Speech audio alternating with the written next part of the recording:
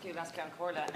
There's been some commentary here today about abortion regret and Women Hurt, that group. So just to put on the record, Women Hurt were offered a slot at the Citizens' Assembly and gave it up for an American pro-life group. So just they were offered a slot. Secondly, at the committee on the Eighth Amendment on which I sat and attended all meetings, we heard from an expert, Dr. Dáil Éireann. So I just want to, for the record, because there's no point having a committee and having cross-party agreement on witnesses, on experts, and then persons coming into this House and just disregarding the information we were given. So I asked Dr. Dáil Éireann, following on from some of Deputy Durkin's commentary, that there was a slide about abortion regret, this term that had emerged. So I asked, was there a correlation with the feelings after a termination of pregnancy, with the same feelings that you would have perhaps after a miscarriage? And it's on the record, and I asked for comparative data. So the expert, the expert said, on abortion regret, the data in front of the deputy is really the best we have. And she goes on to say how many women were spoken to. I think there are many feelings after abortions, as there are abortions, because it is an individual and personal thing. However, looking at the graph, and it's in the documentation from the committee, I do not see much evidence for abortion regret. I know it is a term that is out there, but it does not really exist in medical literature. I have to emphasise that we really lack empirical evidence. That is real evidence, not anecdotes, not fairy tales, real empirical data.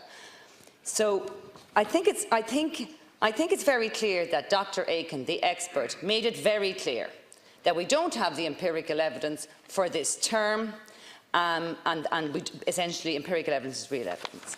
And also, Deputy McGrath, in one of his earlier contributions, spoke about the published research that backs up what the women are saying. Well, I'd like to see it, and I'm sure Dr. Éireann would like to see it, as it will obviously change her position on the issue. So perhaps, if we're going to be putting out in this House that there is published data, can we have it? And again, I just want to refer to the perinatal hospice. Deputy Danny Healy-Rae, spoke about women being put away, and then we had the perinatal hospice. And this all sounds like some of these amendments, that it's a great idea. Well, I have 3 children at home. And if I had a crisis pregnancy, now, and I was 6 months pregnant and I had an anencephaly baby, who's going to mind my 3 children at home? Where are you going to incarcerate me? Where are you going to put me? Are we going to open a laundry for the women?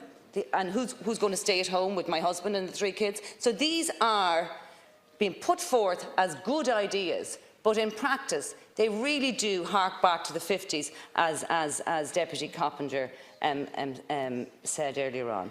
So I want to clarify that regarding abortion regret.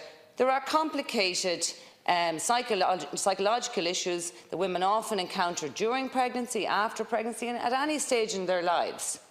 But to purport something to be a clinical condition and to create such ructions about it in here, and using terminology like that you were vilified and all, they're your words, not our words.